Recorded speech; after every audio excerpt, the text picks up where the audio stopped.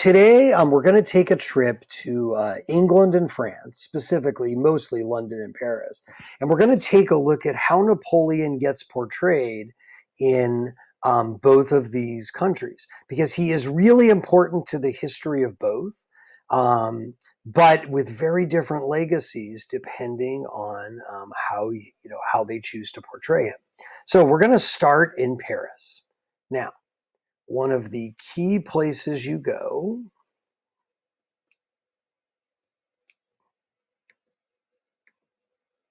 is the Louvre.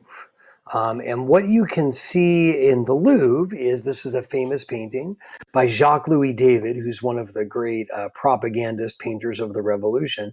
And it shows Napoleon crossing the Alps. And it's stylized to show him looking like, there are Roman emperor statues that look like this. And down in the bottom, you can see where it says Bonaparte. And right below that, cropped out a little bit, is Hannibal, who was also famous for crossing the Alps into Italy during the Second Punic War. And that's sort of a classical history comment.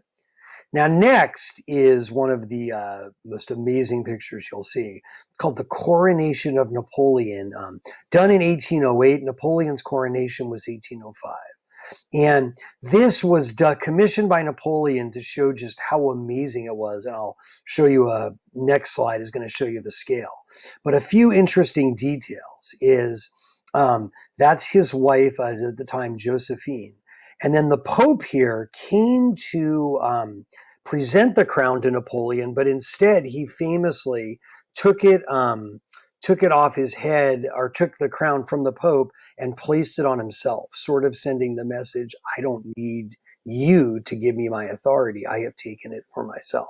Now, this painting is enormous. There are the Sandberg boys, my two oldest sons, from about 8 years ago. But you can see I had them pose there just to get a sense of the scale of this thing. It's an enormous painting. Now, you are not done with Napoleon in Paris, however. One of the other famous things, this was actually started by Napoleon, but he was defeated before it was finished, and it's called the Arc de Triomphe, and it also harkens back to Roman conquerors, where they would build arches in Rome to commemorate their triumphs. Most famous is the Arch of Constantine. And they would, on the arches, proclaim all their victories, and this is no different. Now, this is such a central landmark. You can see here, this is a view I took from the Eiffel Tower, but it is one of the central landmarks of Paris. And then inscribed on the outside, you can see these are some of his marshals. And then over here, it shows Napoleon being crowned with the laurel wreath of victory. Other parts of it show all his battles, and they sort of leave out the ones that he lost. Also, the French Tomb of the Unknown Soldier from World War I happens to be here. So lots of, this is just a big monument in Paris. Now, the last in Paris is the Muséum de l'Armée. This is where the tomb of Napoleon is, and it's inside that dome. It's part of a much bigger museum. Let me say, Napoleon didn't think small. So there is the sarcophagus for a guy of average height. Napoleon was actually not short, about average, but the British drew him in cartoons as short, so that's sort of the myth that stayed. Very large sarcophagus. Around the sides of it are different statues depicting different phases of Napoleon's reign. So here you can see Napoleon the Emperor holding the orb and the scepter, which are symbols of empire. There are some British monarchs that have the same picture. Then here's Napoleon the Lawgiver. And this is the Napoleonic Code, which was really important because he wasn't just a conqueror. And if you're going to have sculptures done of you, they can take off a few pounds, make you look a little ripped. I don't think Napoleon looked quite that good, but it's his statue. Now, this is not exactly a memorial, and this stone is in London, but we'll explain why. But Napoleon was not just a conqueror. Had he been, we wouldn't talk about him as much, and his legacy wouldn't be as good. But when he went to Egypt, one of his first campaigns was going to Egypt about 1800, 1801. And what he did was, or maybe it was 1798, but he brought with him, in addition to his army, he brought with him scholars because he was an Enlightenment guy and wanted to learn some knowledge. Now, he went to Egypt because the British had some forces there, and he was looking to kind of strike at them indirectly. And so when he went to the town of Rosetta, they were demolishing part of a temple to build some fortifications. And had his soldiers just been run-of-the-mill conquering soldiers, they wouldn't have known what they had found. But inside a pillar, they actually found what's called the Rosetta Stone. And what makes it so important is this is how we understand hieroglyphics. But it's because Napoleon had soldiers with him, or scholars, that understood it. So in the top part of the stone are hieroglyphics. Okay. The middle part is something called demotic. It's like a cursive hieroglyph. It's not terribly important. But at the bottom was Greek. So Napoleon took a rubbing of this, or his scholars did, and then they actually put the stone on a boat to go back to England. Horatio Nelson, who we're going to hear about in a minute, Napoleon's sort of archenemy admiral, actually captured the stone, which is why it resides in the British Museum. But working off of the what they did have with the rubbing is it took about 20, 25 years, but a French scholar named Napoleon was able to actually translate the hieroglyphics by comparing the messages. I won't get into the exact method they did that, but that unlocked a lot of what we know about Egyptian history, was being able to read the hieroglyphics. Now, more about Lord Nelson. So if Napoleon had an archenemy, he really had two. So if you want to view him as Thanos, his Avengers that are fighting him, one guy's Horatio Nelson, the other guy is the Duke of Wellington. But we'll start with Nelson because his sort of peak is first. So one of the famous battles Napoleon fights is the Battle of Trafalgar, which is off the coast of Spain here. Now, Napoleon had conquered most of Europe pretty quick, so it was just a matter of being able to take out the British Navy so he could invade them. Adolf Hitler faced the same problem in 1940. And Napoleon fares just about as well. So the Battle of Trafalgar happens where the British fleet sort of bottles up the French fleet. And ultimately, well, it's a Spanish fleet, it's a little complicated, but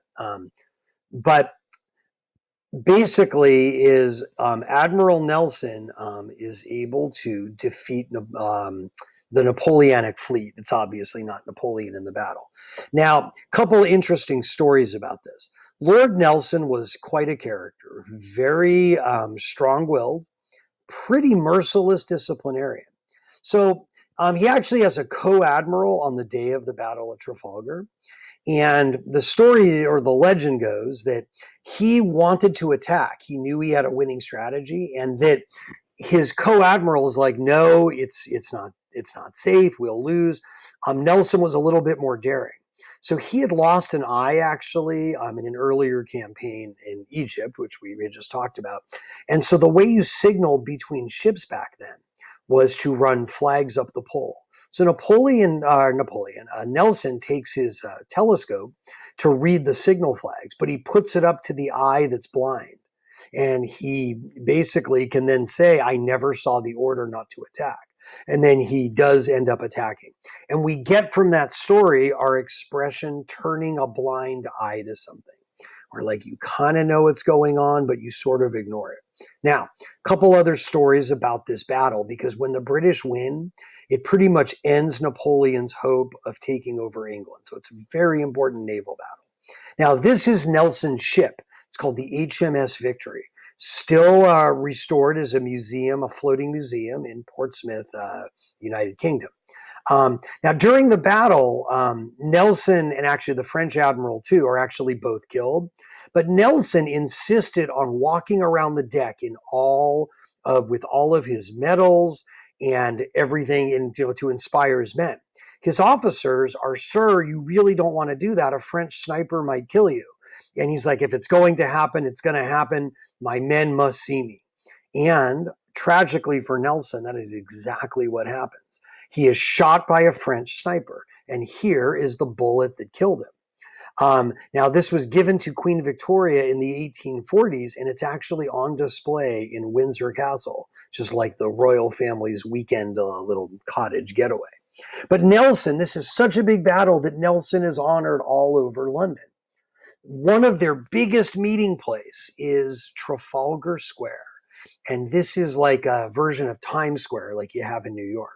Um, Big momentous events in British history are commemorated here. End of World War II, victory in World War I, things like that. And in the middle of Trafalgar Square is Nelson's column. Now, columns like this were done also by Roman emperors. Remember that stuff in Paris. And there's a couple of these in Rome where you would build a column to yourself, put yourself at the top, and then talk about, on the column are inscribed all your great victories. So this commemorates the Battle of Trafalgar. Now, at the top, you can see a lovely picture of Lord Nelson. And actually, there's another part of England where they have the street lamps where he's looking out and they look like ships. And it's supposed to be Nelson looking over his fleet. Now, Nelson was such a British hero, but of course he had died in the battle. They had to give him a place of honor. So that he's actually buried in St. Paul's Cathedral, which is one of the biggest churches in England. It's a central spot. The dome is very famous, built in the 1660s. And if you go into St. Paul's Cathedral, there is Nelson's tomb. Now, since they didn't have refrigeration, it was a few days journey, a couple weeks journey to get back from Spain to England. So how do you keep the body from rotting? It's kind of a gross story, but I heard it on a tour of St. Paul's. What they actually did was they stuck his body in a barrel of rum to preserve it, because alcohol will do that. And then once they took the body out, all of his officers took a drink of the rum. So one way to honor people. Okay, now another monument you have in England. So Napoleon's final battle is it's fought in Belgium. I won't get into the 100 days in that epic story, but the Duke of Wellington is really his other archenemy. He would be the guy who you could argue, snaps the Infinity Gauntlet. So Marble Arch was built in 1833, and it shows the four horses of victory, and it's a monument to the Duke of Wellington. And the famous battle is Waterloo. So in addition to Marble Arch, you can also go see the biggest train station in London, which is Waterloo Station. So that is just some of our stories about Mr. Bonaparte and how he gets commemorated. And ultimately, the legacy is a little different. Now, one last story that I will just share, but it's kind of gross, a little R-rated, is Napoleon at the end of his life ends up exiled on the island of St. Helena. Now, for a long time, he dies in 1819 after going there in 1815. Mysterious circumstances. Turns out the British poisoned him with arsenic, but they didn't, that was rumored, but they didn't actually know that till about 100 years later when they dug up Napoleon actually tested him. But what's creepier is when he died, a British surgeon took a souvenir from him. They took his naughty bits, his genitalia, and actually preserved it. And you can look it up on the internet. It's preserved like pickled in a jar, apparently shriveled and quite small. So take that for what you will.